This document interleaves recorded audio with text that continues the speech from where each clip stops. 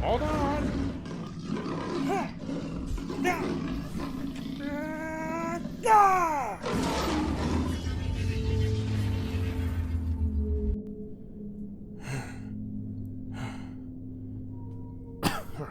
No.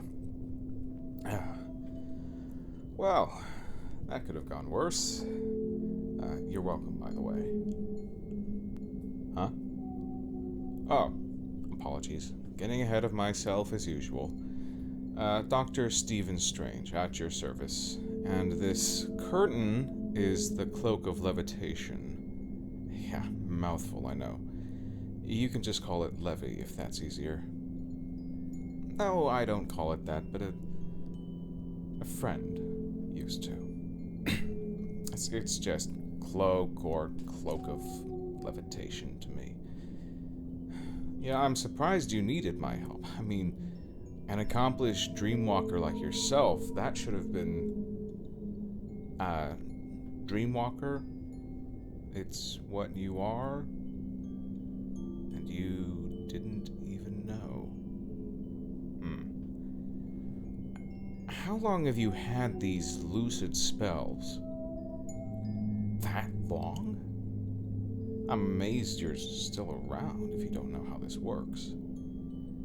What is it like for you? Understandable. Not being able to tell the difference between your reality and the one you were just in makes sense. That fog would hang heavy on a waking mind. No, I don't think it occurs when you're awake. You probably just have a good imagination. Believe me, I get it. I get lost in my own head a lot.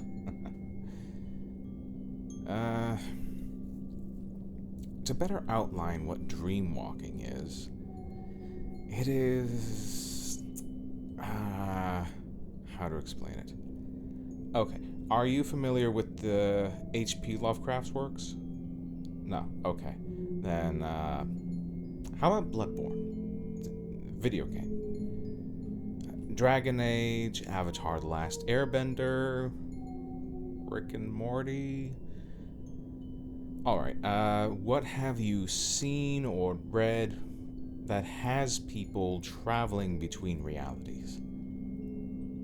Stephen King. Okay. No, that's on me. I should have included that. Dark Tower does really good with the concept of it.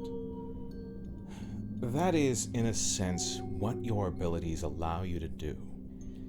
See, dreams are windows into alternate realities when they're not reflections of your own subconscious.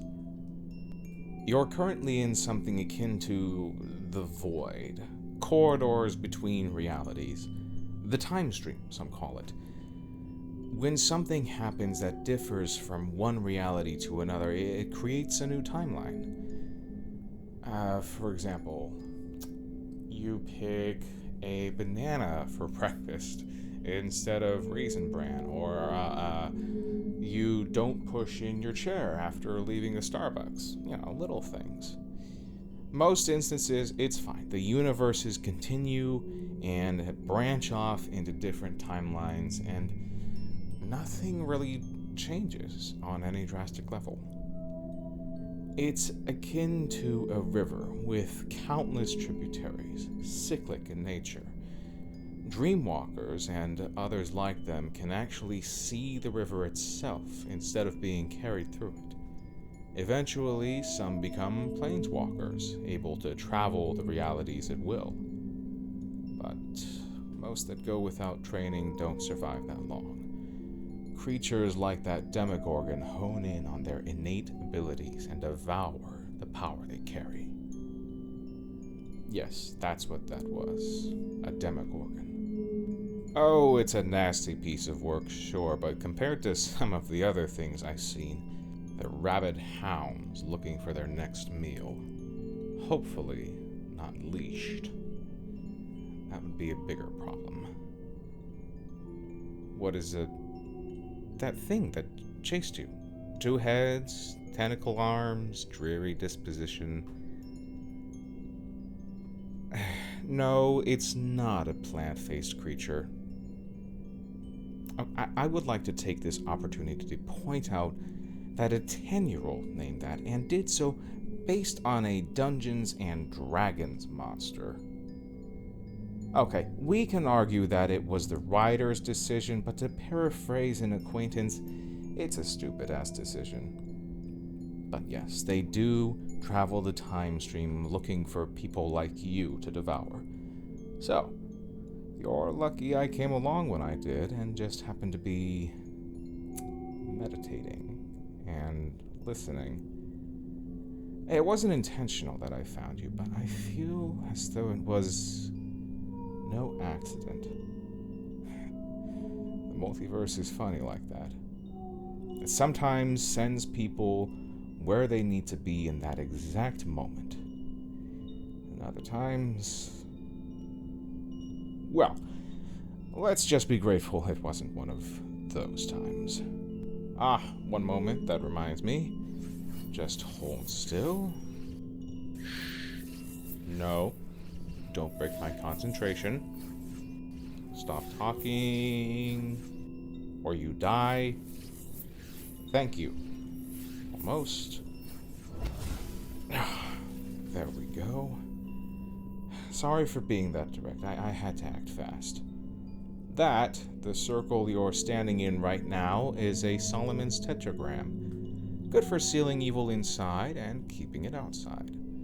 It's what he used to seal the demon and bind it to his will so he could build the temple for him. Well, that Demogorgon is gone, but there's no guarantee that others won't come along. You're projecting your mind and energy into realms between dimensions right now, so you're like a candy bar on the ground without the wrapper, and there's ants everywhere. So, this is why I was surprised you lasted this long. You have an enormous amount of power, but little to no control. I've never actually met one of you before, but now that I have... Oh, nothing, just musing. What? Oh, I don't know. How do you usually leave this state?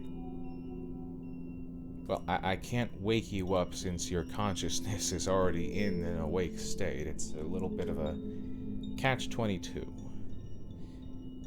Maybe, this is a big maybe, we could try causing a lapse in this state of consciousness to bring you back to your physical body.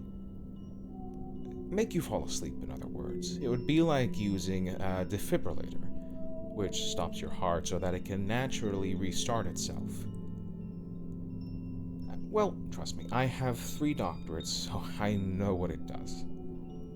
As for this, though, it's all guesswork. Well, magic is complex. There are set rules and laws that it follows. I suppose, like anything else, there's risks it carries. If you're not careful, yes, magic can be like an unruly child if left unattended. And I can actually say that as an apt comparison because I worked with one recently. Or maybe it was several. I can't quite remember. Hey, you can trust me. I'm a doctor, and I'm the sorcerer... was a sorcerer supreme. No, I didn't lose it because I'm bad at the job. I was technically dust for about 5 years, and a friend took the role because they weren't dust. That didn't happen for you? Odd. You must not be from my universe. Actually, it's not odd, but I digress. Do they have an Avengers in your timeline? Defenders? Oh, hold on. You're telling me they made a Captain Canada? Does he have a Canadian flag on his costume? He does. Well then. Oh, we have a Captain America. And yes, it does sound ridiculous if you're from another country, but he's everything America ought to be about. In any case, moving your projected mind into a state of unconsciousness should theoretically help redirect it into your body, in your own dimension. Theoretically. And once you're back home, I should be able to find you. I'm not sure I'll be able to take you with me to my own dimension, but there should be a Doctor Strange in your world. Or maybe a Wong. Oh, Wong is he's the Sorcerer Supreme, yeah. For my world. He's incredibly competent, very by the books, just as talented as I am. If there's anyone else I would trust to train you, it's him. As for this, I can guide you through a meditation to relax you to the point where you, theoretically, lapse into an unconscious state and your tether brings you back to manifest into your corporeal... You wake up, in a nutshell. Oh, no. It shouldn't be too complex. Actually, it might be a little tricky. I keep having to remind myself that despite your energy, you're actually unfamiliar with all this. It would be easier if you were magically attuned, but yeah, we'll cross that bridge when we get to it. What? No, that's actually a very valid question. I show up out of nowhere, save you in the nick of time, and then claim I can help you with no ulterior motives? I'd be suspicious of me too. Which sounds less odd when you've been through what I have. So if you'd like, I could tell you a bit about myself. Oh, it's nothing too exciting. Car crashes, medical degrees, saving the universe a couple times, then the multiverse. I told you I was the Sorcerer Supreme. Realistically, though, I hardly did it all alone. I had good people by my side, others guiding me. You probably don't want to hear about it. Really? Well, give me a moment. I've never actually told anyone my story. Where to begin? Alright. I was a young boy, growing up in Philadelphia, Pennsylvania, watching a documentary about the first successful heart transplant and... Yes, alright, I'm having a go at you. I apologize. Okay. Flash forward about 12 years to me graduating with a double doctorate from Columbia University, my MD and my PhD. The Harvard graduation came later. Even as a grad student, I was making waves with my new techniques and thesis on adjusting how capillaries and other blood vessels feed nerve connections. You're right, this is boring too. I suspect you'd prefer me to skip to the good part, huh? Well, if you insist. It all starts... It starts with a birthday gift.